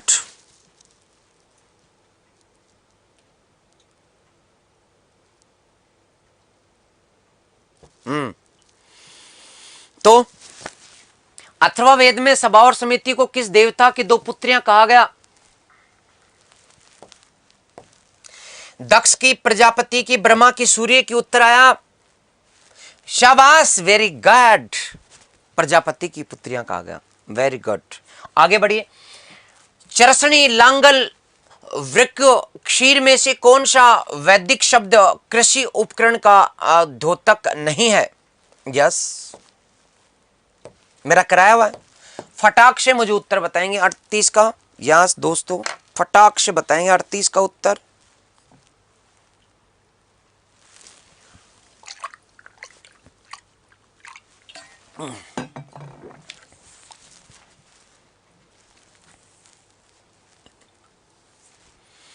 नहीं, मैं तो टाइम पास बिल्कुल नहीं करता। मैं 1.5 घंटे में आपको स्पीड और गति के साथ डेप्थ में न सिर्फ पढ़ाया, बल्कि प्रतिदिन 20 के करीब क्वेश्चन भी कराए। 15 से 20 क्वेश्चन रोज की रोज। इसलिए तो बहुत सारे जो गंभीर विद्यार्थी होते हैं उनको पता लग गया कि कितनी काम की क्लास है। लेकिन बेचारे जो नए नवेले थे, नए नए जो शुरू हो रहे थे, उनको लगा कि यार ये क्या है, इतना शुरू में थोड़ी, इतना जोर थोड़ी आता पढ़ने में। इन गुरुजी के पास तो पढ़ते हैं तो बहुत जोर आता है अपने को। इतना ज्ञान नहीं लेना यार, थोड़ा थोड़ा ले लेते हैं, थोड़ा थोड़ा में काम हो जाएगा। बोलो ठीक है, तो इसलिए सरक लिए साइड में। तो ये तो क्या हुआ है दोस्तों अपना पहले का। चरसनी है, लांगल है, वृक्क है और शीर है। तो शीर जो हल्का फाल होता है, लांगल जो होता है हल को कहते हैं, और वृक्क जो है उसके फाल को कहते हैं। शीर का मतलब जो जुत जाता है खेत, जिसमें फाड़ लग जाती है। लेकिन चरसनी जो है वो इसका उत्तर सही नहीं है। तो उत्तर क्या होगा? सी। मैं अब नाम ले लूंगा, देख लो, सुधर जाओ वरना सुधार दूंगा। हाँ बिल्कुल बिल्कुल, यस, ये लो साहब, यस यस दोस्तों, सी उत्तर ठीक है। क्या बात है। अरे मोहन शर्मा जी, आपने तो मेरे नंबर ही बांट दिए सबको, ये कोई बात होती? चलिए आगे बढ़े। वैदिक समाज में नियोग प्रथा का अभिप्राय क्या? वैदिक काल में नियोग प्रथा का अभिप्राय क्या? जिन स्त्रियों को उपनयन की पूर्णता के बाद वैवाहिक जीवन में जाना होता है, निसंतान विधवा संतान प्राप्त करने के लिए देवर के साथ, जिसमें स्त्रियां आजीवन विवाह नहीं करती, जिसमें स्त्रियों का केश विन्यास कर दिया जाता है। यस, तो वैदिक समाज में नियोग प्रथा, ये एग्जामिनर की भाषा है, इसमें मैंने चेंज करने की कोशिश नहीं की। मैंने कहा ठीक है, जो भी है जैसा भी है। ओके, अरे हाँ पढ़ा देंगे, पहले क्वेश्चन करो फटाफट, फटाफट अंदाज में कीजिएगा।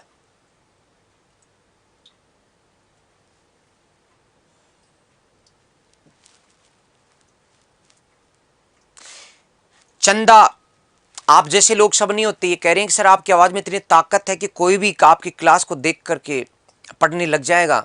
मैंने 10 दिन में आपके सारे वीडियोस देख करके सब क्लासों के नोट्स बना लिए। चलो, पूरे भारत में सर्च ऑपरेशन जारी करके खोजा गया सर आपकी यूट्यूब से। हट गए तो गड़बड़ हो जाएगी। नहीं बेटा, क्यों हटोगे? नहीं हटने देंगे, चिंता मत करो। तो उत्तर आ चुका क्या? सबका आ गया।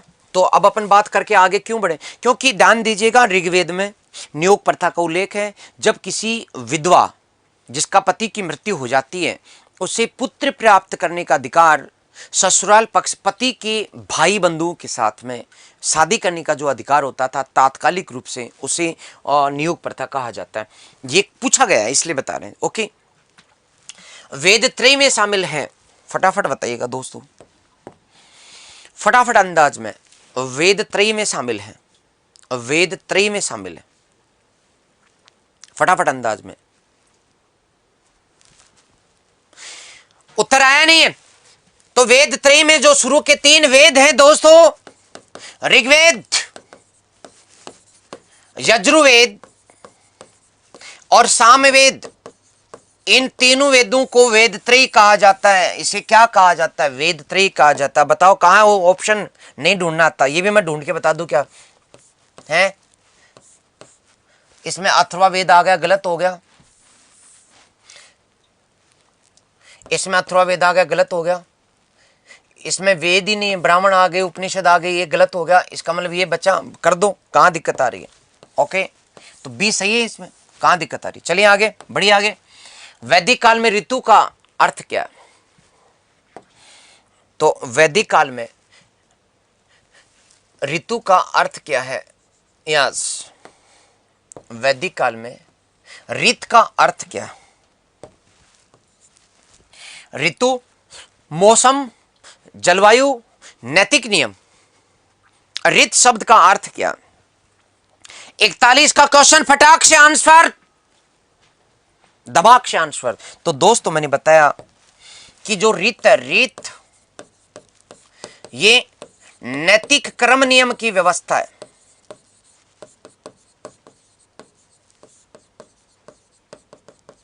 व्यवस्था, और इसका संचालक, ऋत का संचालक वरुण देवता है। कौन है? वरुण देवता है। और इन्हें ऋतस्य गोपा कहा जाता है। इन्हें ऋतस्य गोपा कहा जाता है। इसलिए उत्तर इसका हो गया नैतिक नियम। ओके,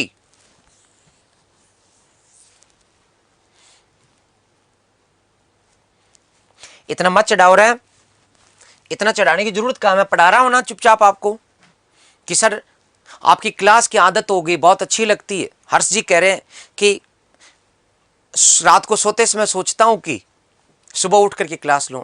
बेटा हर्ष, चढ़ा चढ़ा करके हैं, पढ़वा लोगे गुरुजी से। वाह। अस्मक महाजनपद का प्रमुख नगर कौन सा था दोस्तों? अरे ऐसा महाजनपद जो विंध्याचल के दक्षिण का एकमात्र, दक्षिण भारत का एकमात्र, मैंने बहुत कुछ बताया था, मैं दोबारा क्यों बताने लग गया? आदत खराब है, पढ़ाने लग गया मैं फिर से। देखो तो बेटा हर्ष आना, मैं सब समझता हूं कि आपकी क्लास की आदत होगी। सिमरन सब कमेंट्स दिख रहे हैं बेटा, सिमू सब दिख रहे हैं। आप ये जो विभिन्न प्रकार के इमोजी की जो आप लगाते हैं, मैं उनकी तरफ देखता नहीं हूं। जो लिखता है बस मैं उन्हीं को देखता हूं। इसलिए मेरे कमेंट्स में इमोजी का प्रयोग न करें। एक तरह से नफरत सी है, मैं नहीं समझ पाता भाव भंगिमाएं। सीधी बात करो, मैं उसको पढ़ लेता हूं। ठीक, चले ओके। हाँ, मेरी ऑफलाइन क्लास मिलेगी जब उत्कर्ष खुलेगा, तब कोई दिक्कत नहीं। जब ऑफलाइन खुल जाएंगे सारी क्लासें, जब हो जाएगा तो अस्मक का आपने बताया उत्तर बी। ओके चलिए दोस्तों, सीधी बात, नो बकवास, इमोजी का प्रयोग नहीं। सीधी बात, नो बकवास। आपको बात करनी है, सीधा लिखिएगा, इमोजी का प्रयोग नहीं। मेरी क्लास में मुझे नफरत है। यस। क्रांतिकारी खुदीराम बोस को किस जेल में फांसी दी गई थी बताओ? आया ऊंट पहाड़ के नीचे, लो कई देर से कई शाने बने हुए थे, बोले ये लो गुरुजी आज तो हमने छक्के लगा दिए, अब लगाओ छक्के। मैं पानी पीता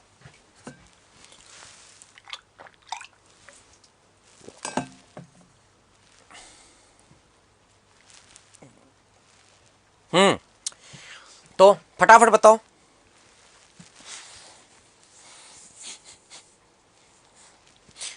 साबा कादरी, आप समझ ही नहीं पा रहे हैं। टेलीग्राम ग्रुप बता दीजिएगा।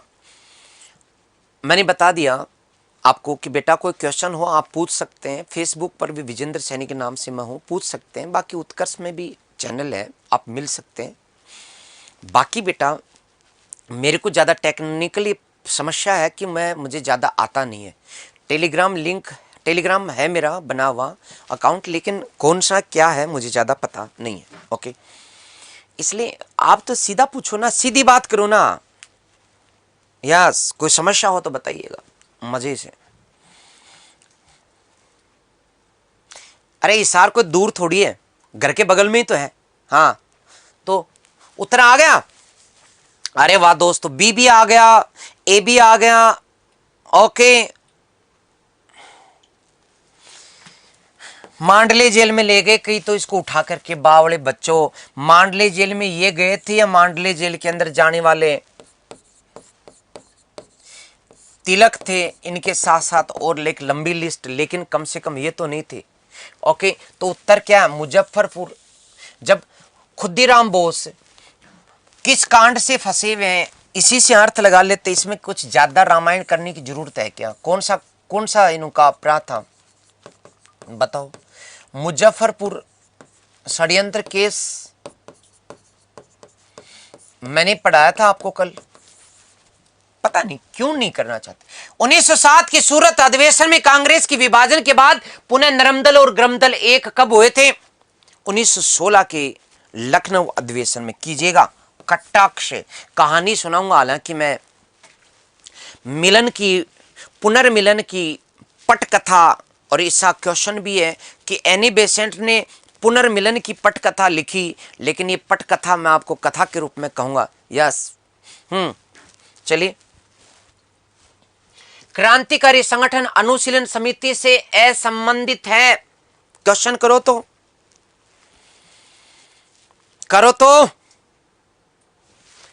45 का 50 क्वेश्चन फटाफट कीजिएगा। तो कौन संबंधित नहीं है? अनुशीलन समिति जो क्रांतिकारी संगठन है। अब आप इसको यहीं पकड़ सकते हो चाहो तो, क्रांतिकारी संगठन से संबंधित कौन नहीं है इनमें से? अब आप उत्तर दोगे उंदा पुंदा। 45 में डी, शाबाश। अरे 45 में एक क्यों कर रहे हो? विपिन चंद्र क्रांतिकारी थी क्या? नहीं। फिर आगे बढ़ो। सांप्रदायिक निर्वाचन प्रणाली की मांग की गई थी 1892 के एक्ट में, 1906 के शिमला शिष्टमंडल में, 1909 के पार्लियामेंट सुधार में, 1919 के एक्ट में। फटाफट करो, फटाफट करो। 46 का उत्तर आया नहीं है। आ गया? कई तो 43 का दे रहे हैं अभी। भाई साहब नमन, नमस्कार। बताओ कोई और समस्या हो तो आपको है? स्वास्थ्य पानी ठीक है? बड़े प्यार से रह रहे हो ना? बस पढ़ना नहीं है, ज्यादा नहीं पढ़ना गुरुजी, थोड़ा थोड़ा पढ़ना है बस। हमें हमेशा भीड़ में बने रहना है। जो 15 लाख फार्म भरते हैं उनमें से हम तो 14,90,000 के करीब रहेंगे आसपास गुरुजी, दूर मत ले जाओ आप। तो 46 में बी आ गया क्या? बी आ गया। कुछ दोस्तों का मुझे पता था, कुछ दोस्तों ने सी किया है, मुझे पता था। हाँ 46 के अंदर, और कुछ कर नहीं रहे, उनको पता है कि उनका गलत हो जाएगा। और ये देखो कुसुम जी ने तो 1909 ऐसे लिख करके भी भेज दिया। बेटा बहुत बढ़िया, अच्छा लग रहा है आपकी तैयारी को देख करके। और प्रिया मिश्रा ने भी लिख दिया 1909, बहुत बढ़िया बेटा। 1908 कर रहे हैं आप। रामनिवास जी गोदारा कह रहे हैं साहब 1908 आएगा इसमें तो। अब जो आपने ऑप्शन में नहीं लिखा, लो साहब।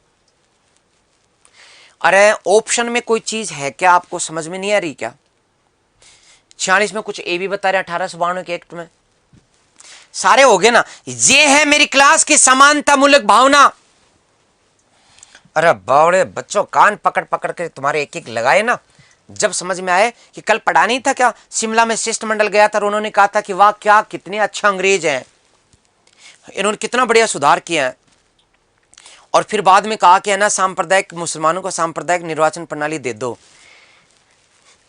बावड़े बच्चों, यहां पर एक शब्द लिखा हुआ है, इसका अर्थ समझो। मांग की गई थी, जबकि 1909 के पार्लियामेंट सुधार या 1919 के एक्ट में तो इस प्रणाली को लागू किया गया था, लागू किया था।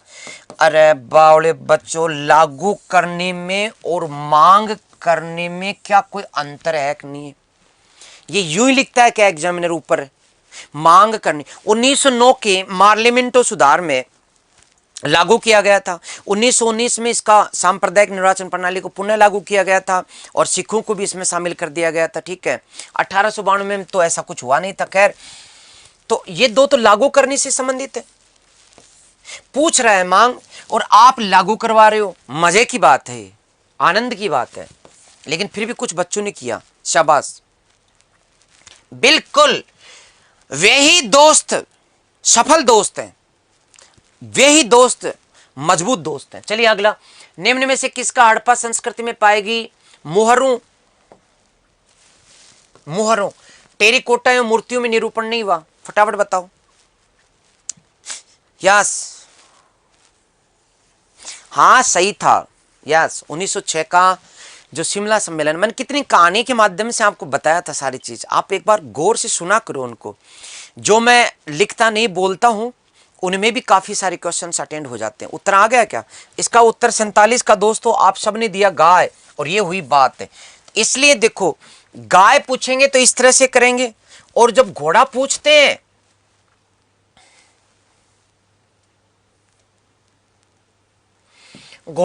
हैं तो यूं पूछते हैं, किस पशु से हड़प्पावासी अपरिचित थे? समझ गए? यहां उत्तर घोड़ा आएगा।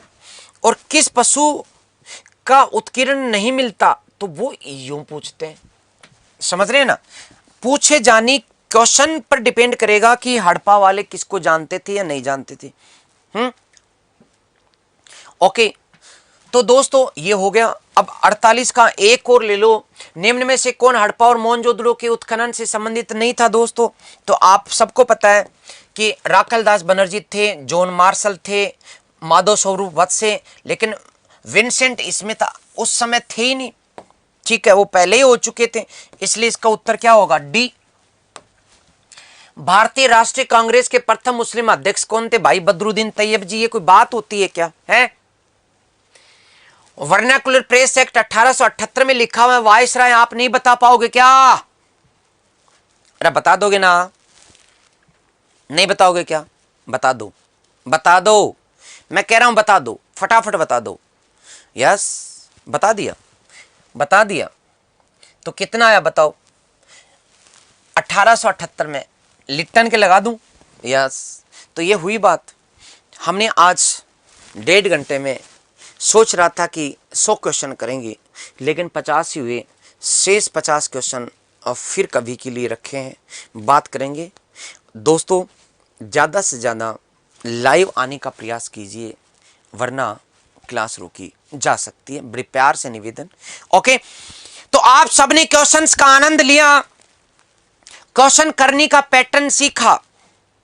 मैं उम्मीद करता हूं कि यह आपकी परीक्षा के लिए काफी उपयोगी सिद्ध होगा कि किस प्रकार से 3 गलत और 1 सही में से तो अपन कर सकते, लेकिन जब चारों सही हो तो क्वेश्चन से कैसे निकाल सकते हैं।